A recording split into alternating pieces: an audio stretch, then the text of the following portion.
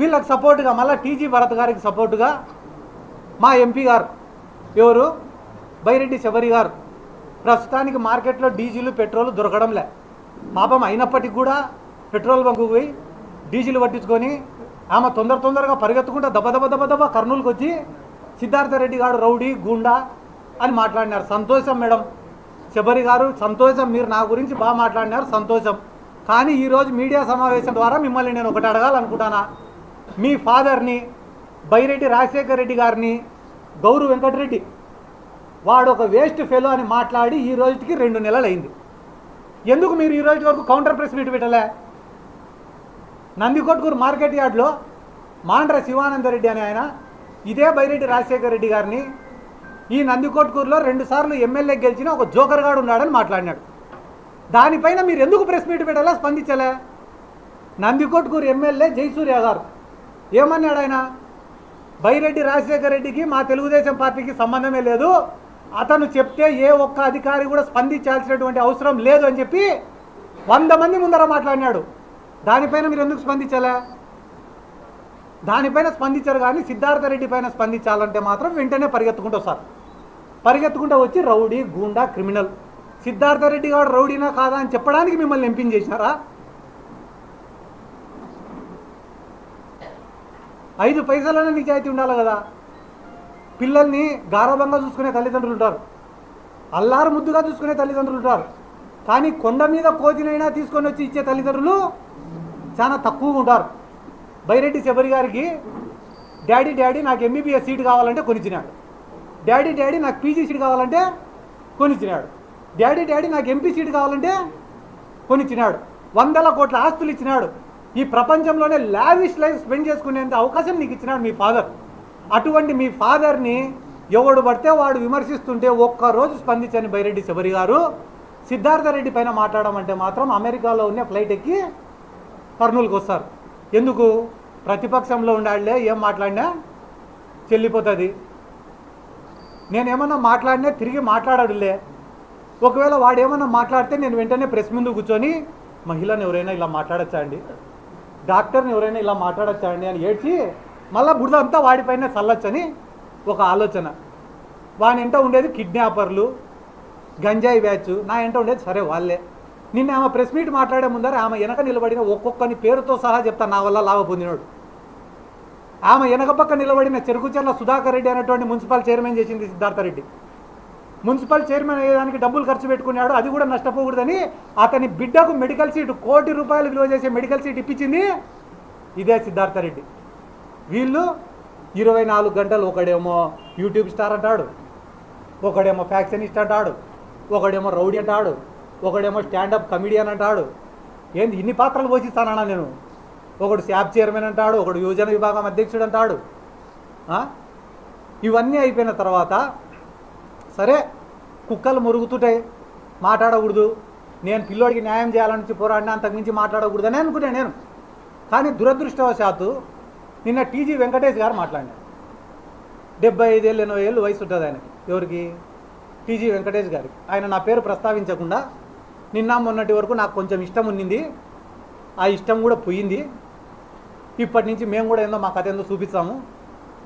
వాస్తవం చెప్పాలంటే సార్, నిజం చెప్తాను సార్, టీజీ వెంకటేష్ గారు మీరు కూడా చూస్తుంటారు, నాకు మీరంటే కూడా చాలా అభిమానము, రెస్పెక్ట్ సార్. దేశవ్యాప్తంగా ఒక పేరు, ఒక గుర్తింపు ఉన్న నాయకులు మీరు కూడా, మీరంటే కూడా నాకు చాలా రెస్పెక్ట్. కానీ ఎప్పుడైతే నిన్న మీరు మాట్లాడిన మాటలు విన్నానో మీ పైన ఉండే ఆ రెస్పెక్ట్ కూడా పోయింది సార్. మీకు ఎట్టయితే నా మీద ఇష్టం పోయిందో మీ పైన రెస్పెక్ట్ కూడా నాకు పోయింది. ఎందుకంటే మీరు మాట్లాడిన మాటలు ఎంత డబ్బులైనా పెడతా, ఎంత డబ్బునైనా వారేస్తా, మీడియానైనా కొంటా, పోలీసునైనా కొంటా, జ్యుడిషియరీనైనా కొంటా, రాజకీయ నాయకులైనా కొంటా, నా ముందు ఎవడైనా కూడా బానిసల్లాగా బతకాల్సినంత అహంకారంతో మాట్లాడినారు సార్ మీరు. మీ వయసుకు మీరు మాట్లాడే మాటలు కానే కాదు. ₹1 చేయమంటే ₹10 చేస్తావు. ఆ ఓవర్ యాక్షన్ కాస్త తగ్గించుకో. మొన్న ఏదో ఏకిలి మాటలు మాట్లాడావు, నీ నోటికి వచ్చింది మాట్లాడావు, అందుకని భరత్ గారు నేను జోకర్ స్టాండప్ కమెడియన్ అన్నారు. అవును, నువ్వు జోకర్లా మాట్లాడుతూ ఉంటావు, ఒక స్టాండప్ కమెడియన్లా మాట్లాడుతూ ఉంటే నిన్ను స్టాండప్ కమెడియన్ జోకర్ అనకుండా నిన్ను ఇంకేదైనా పేరుతో పిలుస్తారా? నువ్వు రౌడీవి గుండావి అని నన్ను అంటా ఉన్నారు అన్నావు. నువ్వే కదా చెప్పావు నేను జైలుకి వెళ్ళినా అని చెప్పి. ఎందుకు జైలుకి వెళ్ళినావు? ఎవరినో హత్య ఈ క్రిమినల్ కేసుల మీద వెళ్ళామని చెప్పి చాలామంది అంటూ ఉంటారు.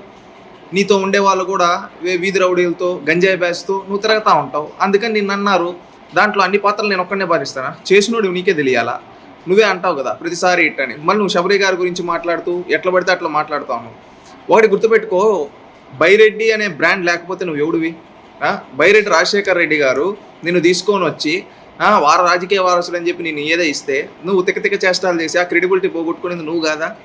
ఈరోజు శబరి గారు ఒక పార్లమెంట్ మెంబర్గా ఈరోజు పార్లమెంట్లో మన రాష్ట్రం గలం వినిపిస్తూ ఉన్నారు. నువ్వు ఏ రోజన్నా శబరి గారిలాగా పనికొచ్చే ఒక్క మాటన్నా మాట్లాడావని నీ జీవితంలో మాట్లాడుంటావా? పనికి మాలిన మాటలు ఏమన్నంటే సినిమా డైలాగులు, స్టాండప్ కామెడియన్ డైలాగులు. ఆ డైలాగులు కాకుండా పనికొచ్చేది ఒకటన్నా మాట. పాలసీలు నీకు తెలుసా? నువ్వే అంటావు మాకు పాలసీలు ఇవన్నీ తెలియవు అని చెప్పి. అలాంటి తెలియని నిన్ను కమెడియన్ అనే కదా అంటారు సిద్ధార్థ రెడ్డి.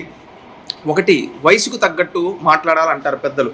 నీకు వయసుకు తగ్గట్టు కాదు, ఎచ్చులు మాట్లాడతావు. ఆ ఎచ్చులు కూడా తగ్గించుకోమని చెప్పి ఆంధ్రప్రదేశ్ రాష్ట్ర ప్రజలు చెప్తున్నారు సిద్ధార్థ రెడ్డి. ఒకటి, నీలాంటి క్రిమినల్స్, నీలాంటి రౌడీలు ఈ రాష్ట్రానికి వద్దు అని రాష్ట్ర ప్రజలు అంటూ ఉన్నారు. ఎందుకంటే నువ్వేదో అంటున్నావు జగన్మోహన్ రెడ్డి ఇది అది అని చెప్పి చాలా మాట్లాడుతూ ఉన్నావు. ఒకటి, జగన్మోహన్ రెడ్డి నిన్ను యూజ్ అండ్ త్రోగా వాడుకుంటా ఉన్నాడు. అది గుర్తించటంలే నువ్వు. స్టేట్ ప్రెసిడెంట్గా ఉన్న నిన్ను తీసుకోవాలి నొక్కి వర్కింగ్ ప్రెసిడెంట్గా వేశాడు. అక్కడే నిన్ను ప్రమోషన్గా డిమోట్ చేశాడు. ఒకటి అది గుర్తుపెట్టుకో. జగన్మోహన్ రెడ్డి నిన్ను పీకి పారేశాడు. నువ్వు నేను ఎమ్మెల్యే స్థాయి, ఎంపీ స్థాయి నువ్వు వెచ్చులు మాట్లాడుతున్నావు. నువ్వు ఇప్పుడు వరకు నీకు 2 సార్లు ఎన్నికలు జరిగితే నీకు ఆపర్చునిటీ ఏమన్నా ఇవ్వాలా? ఎందుకు ఇవ్వాలా? నిన్ను ఎలా వాడుకోవాలో అలా వాడుకొని వదిలేస్తా ఉన్నాడు. అది గుర్తుపెట్టుకో. నువ్వు ఒక పార్లమెంట్ ఎంపీని, ఒక మంత్రిని మాట్లాడుతూ ఉన్నావు. అక్కడ నీ స్థాయి ఏంటో ఒకసారి గుర్తించుకో.